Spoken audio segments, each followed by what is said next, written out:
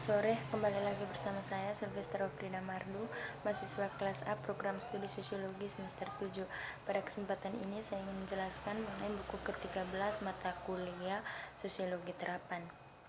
Baik, selanjutnya baru-baru ini diperdebatkan bahwa ada kebutuhan untuk ilmu komputer dan bidang penelitian terkait. Untuk menggeser fokusnya dari tugas pengguna, persyaratan aplikasi atau komputasi mereka, untuk mengimplement interaksi, kesadaran, timbal balik, dan amblusi. Secara keseluruhan, ini adalah pergeseran dari masyarakat informasi dengan fokusnya pada informasi, penyimpanan dan pemrosesan data dan transaksi ke masyarakat interaksi dengan masalah terkait, termasuk misalnya bekerja sebagai jaringan koneksi yang berlebihan dan ke-Kessler interaksi terlebih seperti yang dakui oleh Boden pada tahun 1994. Interaksi benar-benar lem yang membangun organisasi modern. Sifat penataan urutan interaksi dalam mengatur waktu nyata seperti pertemuan memiliki konsekuensi besar dan belum diabaikan. Untuk penataan organosa secara keseluruhan, ternyata seperangkat dalam rapat dan terhubung melalui serangkaian interaksi di seluruh waktu dan ruang adalah orang, ide, keputusan, dan hasil yang menjadi organisasi dengan interaksi dan masalah terkait dalam pikirannya. Beberapa penelitian empiris telah dilakukan dengan fokus spesifik pada karakteristik interaksi informal, ringan, dan oportunistik, dan implikasinya dengan desain teknologi untuk mendukung interaksi. Bersama dengan masalah interaksi, ada juga masalah gangguan dan waktu yang tidak tepat untuk interaksi. Studi tempat kerja empirik buku-buku ini misalnya menunjukkan bahwa orang menghabiskan banyak waktu mereka dalam pengaturan di mana kemampuan mereka untuk menanggapi pemerintah interaksi yang masuk sangat terbatas.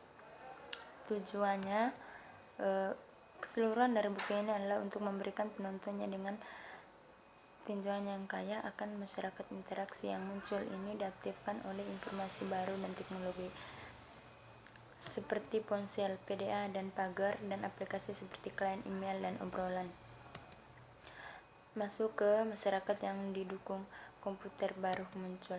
Lapisan digital di atas masyarakat tradisional muncul. Lapisan digital sejauh teknologi informasi modern digunakan hampir di mana-mana dalam masyarakat saat ini untuk mendukung semua jenis kegiatan manusia yang memungkinkan teknologi baru tidak mungkin untuk tampil tanpa teknologi. Beberapa peneliti di lapangan telah mengkarakterisasi hubungan antara kegiatan manusia ini dengan teknologi yang memungkinkan dalam hal dependensi TI, di mana tindakan baru manusia tidak dapat diwujudkan tanpa teknologi baru. Salah satu contoh teknologi sederhana yang telah cepat menjadi tersebar luas dan diadopsi secara luas selama seluruh populasi manusia adalah ponsel. Dengan perangkat kecil ini, seorang dapat berinteraksi dengan orang lain yang independen dari jarak geografis di antara mereka dan independen dari masing-masing lokasi. Jelas, jenis interaksi baru semacam ini memungkinkan kita untuk berinteraksi dengan cara-cara baru, dan kita akan memiliki beberapa kesulitan hidup tanpa mereka saat ini. Sebelum bergerak maju lebih jauh, konsep interaksi mungkin perlu beberapa klarifikasi. Di bawah ini akan mencoba mendefinisikan istilah ini sehubung dengan konsep komunikasi dan kolaborasi. Konsep interaksi dan dukungan interaksi dapat didefinisikan sehubungan dengan konsep komunikasi dan kolaborasi. Menurut Dix dan Belle, komunikasi adalah pertukaran informasi antara orang-orang, misalnya konferensi video. Kolaborasi adalah ketika dua orang atau lebih mengoperasikan objek umum, misalnya autorion kooperasi, di mana dokumen bersama adalah objek umum. Dalam kolaborasi, operasi menghasilkan umpan balik ke operator, tetapi juga memberi makanan kepada pekerja bersama. Dukungan untuk kolaborasi kadang-kadang dikombinasi dengan dukungan untuk komunikasi, misalnya sistem penulisan kolaborasi yang dilengkapi dengan fitur obrolan atau komunikasi. Dalam konteks model ini, komunikasi dan kolaborasi dapat disusun sebagai himpunan sebagian dari interaksi. Seperti yang disarankan oleh Jungbert, kita dapat menggunakan teknologi SCCW untuk membingkai dukungan teknologi untuk interaksi, teknologi komunikasi, dan teknologi kolaborasi. Interaksi seluler merupakan komponen utama dari masyarakat interaksi. Dengan demikian, dapat didefinisikan sebagai komunikasi dan kolaborasi di sekitar objek bersama dalam konteks pengguna seluler. Misalnya berbicara dengan seorang melalui ponsel saat berjalan di atas kapal. Terus digunakan dari perhitungan ke komunikasi. Sementara komputer kemarin ditempati dengan angka-angka scrunching. Teknologi hari ini dan besok akan ditempati dengan menjaga kontak sosial satu sama lain. Komputer kemarin biasanya dilabeli sebagai teknologi informasi IT atau IE, sistem informasi. Sekarang mungkin ide yang baik untuk menafsirkan kembali akronim itu, karena lebih banyak fokus sosial modern yang digunakan. Mungkin lebih tepat untuk membicarakannya dalam hal teknologi interaksi sebagai label untuk apa yang dilakukan teknologi ini bagi di tingkat sosial. Menjadi sosial adalah sesuatu yang sangat mendasar bagi kita sebagai manusia, dan oleh karena itu cukup mudah untuk memahami mengapa teknologi dan perangkat baru ini untuk mendukung komunikasi manusia telah dengan cepat diadopsi secara luas. Kadang-kadang mengklaim bahwa bayi yang dicintai memiliki banyak nama. Ia juga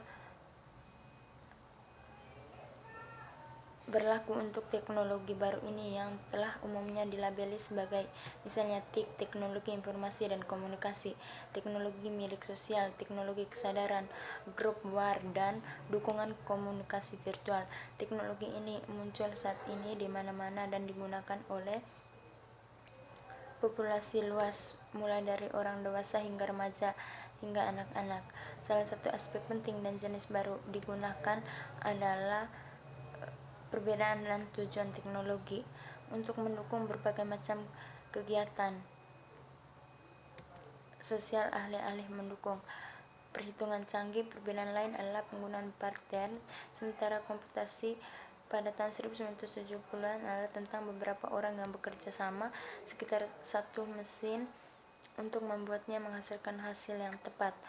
Komputasi saat ini adalah tentang beberapa orang yang saling berinteraksi melalui beberapa komputer, dan dengan demikian ia memelihara dan mengembangkan jejaring sosial mereka.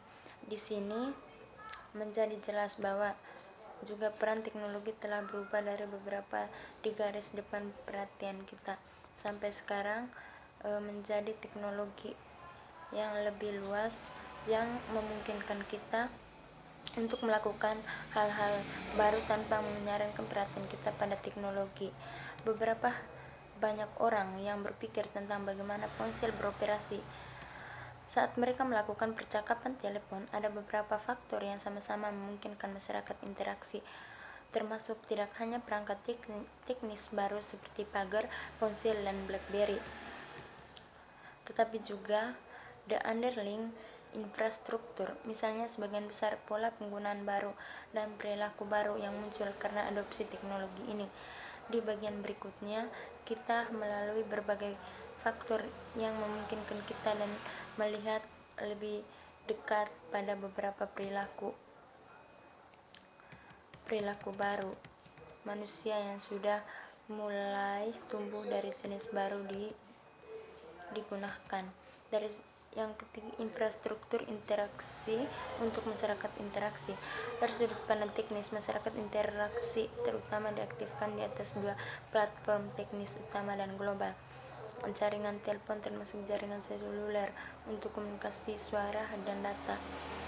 Kedua platform ini memungkinkan orang-orang yang secara gratis digeser untuk berkomunikasi di seluruh dunia yang tidak tergantung pada jarak di antara mereka. Jaringan telepon memungkinkan orang secara sinkron berbicara saat satu sama lain. Di sisi lain, internet diaktifkan untuk interaksi yang lebih berkelanjut dan memungkinkan orang-orang untuk berkomunikasi secara lebih atau kurang secara asinkron melalui email, ruang obrolan, komunitas virtual, forum diskusi, papan buletin, dan lain-lain. Demikian penjelasan mengenai isi buku ini. Sekian dan terima kasih.